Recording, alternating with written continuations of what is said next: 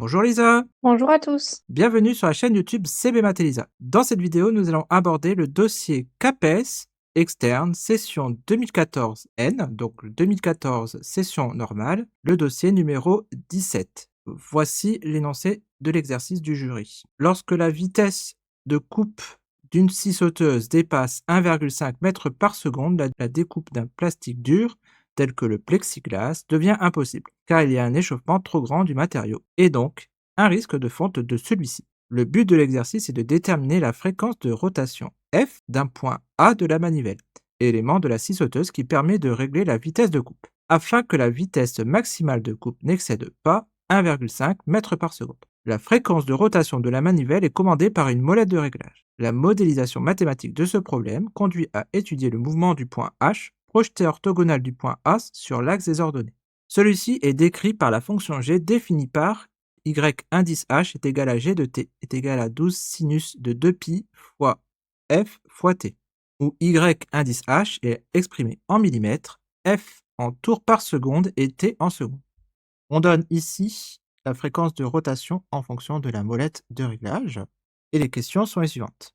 Exprimer la vitesse instantanée du point H en fonction de la t et de la fréquence de rotation f. Deuxième question, déterminer la vitesse maximale du point H. Troisième question, déterminer la fréquence de rotation du point A de sorte que la vitesse du point H, qui correspond à la vitesse de coupe, n'excède pas 1,5 m par seconde. Question 4, préciser la position choisie pour la molette de réglage. L'exercice a été tiré d'un document ressources interdisciplinaires de classe de première STI2. Donc on donne des extraits du document ressources interdisciplinaires pour la classe de première STI2D. On pourra le lire lorsqu'on va aborder la question. Et maintenant, le travail à exposer devant le jury. En vous appuyant sur le document ressources, précisez l'intérêt d'un enseignement mathématique dans lequel l'étude de situation contextualisée revêt un rôle important. Deuxième question, exposez une correction de l'exercice telle que vous la présenteriez devant une classe. Troisième question, proposez 2 ou 3 exercices prenant en compte l'utilisation des mathématiques dans d'autres disciplines. Vous motiverez votre choix en indiquant les compétences que vous cherchez à développer chez les élèves. Donc, on proposera un exercice qui prend en compte l'utilisation des mathématiques dans d'autres disciplines dans une prochaine vidéo. Alors, la première question, intérêt de l'exercice. Et on va lire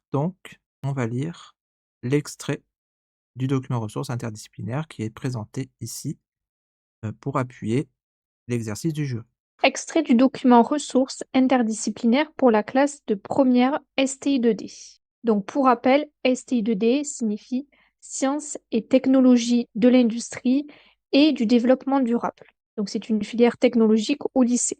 L'objectif premier de la parution de ce document ressources pour la classe de première STI2D est de proposer aux enseignants de mathématiques quelques situations d'appui pour la mise en œuvre du nouveau programme de mathématiques conforme à l'esprit dans lequel il a été conçu. Ce nouveau programme insiste auprès des enseignants de mathématiques sur la nécessité de prendre appui sur les situations expérimentales rencontrées dans les enseignements scientifiques et technologiques de la série, prendre en compte les besoins mathématiques des autres disciplines.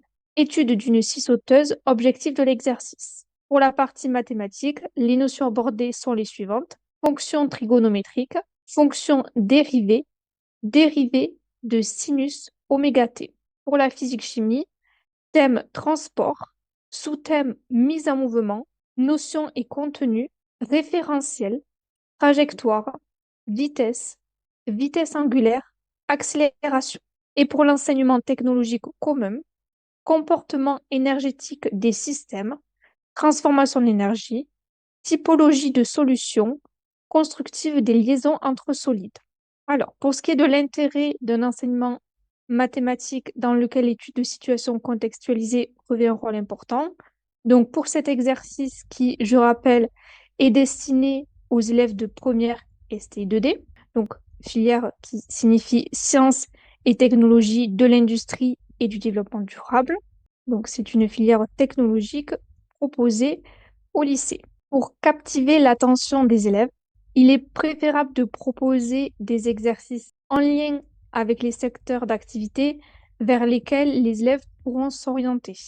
De plus, le choix de cet exercice permet de montrer aux élèves l'utilisation des mathématiques dans une situation concrète, une situation face à laquelle ils peuvent être confrontés. Enfin, cet exercice réinvestit des notions de mathématiques et de physique-chimie en lien avec le programme officiel de cette filière. Alors, on va passer maintenant à la correction de l'exercice. On rappelle la première question, donc il s'agit d'exprimer la vitesse instantanée du point H en fonction de t et de la fréquence de rotation f. Alors, pour cela, on considère la fonction qui a petit t associe g de t, qui est égale à y indice h, dont l'expression est 12 sinus de 2pi ft. Donc, la vitesse instantanée du point H correspond à la dérivée de la fonction g, soit g' de t égale 12 fois 2pi f fois cos 2pi ft. On obtient cette expression en utilisant la formule sinus u dont la dérivée est u' cosinus u, avec u ici qui vaut 2pi ft. Après simplification et réduction de l'expression, on obtient 24pi f cos 2pi ft. Alors, question 2, on nous demande de déterminer la vitesse maximale du point H. Donc, on sait que pour tout t dans R, cos de 2pi ft est compris entre moins 1 et 1.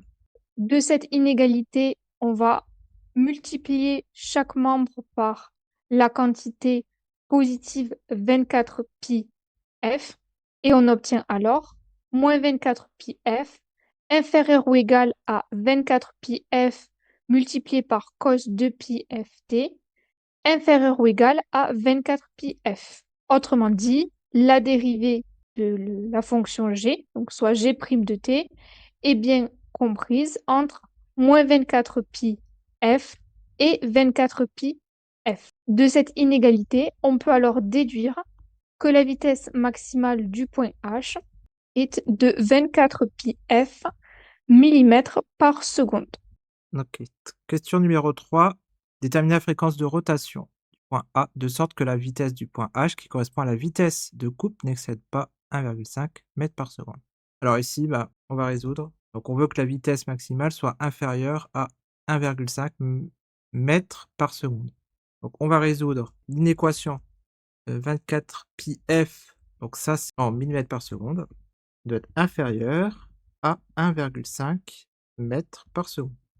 Bon, ici on n'a pas les mêmes unités, donc ici on va convertir les mètres par seconde en millimètres par seconde. On sait que 1 mètre est égal à 1000 millimètres, donc il faut multiplier 1,5 par 1000. On a alors 24 pi f millimètres par seconde inférieur ou égal à 1500 millimètres par seconde. Donc ici, on a les mêmes unités, donc maintenant on va pouvoir avoir f. F est inférieur ou égal à, donc ici on divise par 24pi, donc ici 1500 sur 24pi, donc ici on va obtenir une approximation, un arrondi de 1500 sur 24pi, donc 1500 sur 24 fois pi, ce qui nous donne 125 sur 2pi, donc à peu près égal à 19,89 arrondi au centième près. Donc ici, c'est à peu près égal à 19,89 tours par seconde. Alors maintenant, on va convertir ici, parce qu'on a besoin des tours par minute. Donc ici, on va convertir donc, les tours par seconde en tours par minute. Donc ici, on a alors, donc on veut donc des tours par seconde, on veut convertir les tours par seconde en tours par minute. Tours par seconde, donc c'est 19,89 tours sur une seconde. Une seconde. Je vais noter comme ça. Mais une seconde ici, c'est 1/60e de minute. Donc 19,89 tours, c'est sur 1 sur 60 minutes. Or, ici, diviser par une fraction revient à multiplier par son inverse. L'inverse de 1/60e, c'est 60. Donc ici, 60 fois 19,89. Ici, on est en tours par minute. Donc ici, 60 fois 19,89. 60 fois 19,89. Ça va vous donner 1193,4 tours par minute. 1193,4 tours par minute. Donc ici, ainsi, la fréquence de rotation F du point A doit être inférieure à 1193,4 tours par minute. Dernière question, on doit préciser la position choisie pour la molette de réglage. Donc ici, position de la molette, donc fréquence de rotation. Donc la fréquence de rotation ici, on doit choisir celle qui est maximale mais inférieure à 1193,4. Donc ici, la fréquence de rotation maximale inférieure à 1193,4 tours par minute, eh bien, ça va être la position numéro 2. Donc il faut choisir la position 2 pour la molette de réglage, car c'est la position maximale pour avoir une fréquence de rotation inférieure à 1193,4 tours par minute. En voilà un petit exercice d'application des mathématiques dans le domaine de la physique-chimie. Bien, la vidéo est maintenant terminée. Merci de l'avoir suivi. Un like, un commentaire ou un abonnement sont toujours les bienvenus. Vous pouvez aussi regarder les liens en bas de la description si vous voulez soutenir notre travail. Bon courage dans vos révisions du CAPES et à bientôt pour des nouvelles aventures mathématiques. À bientôt, au revoir.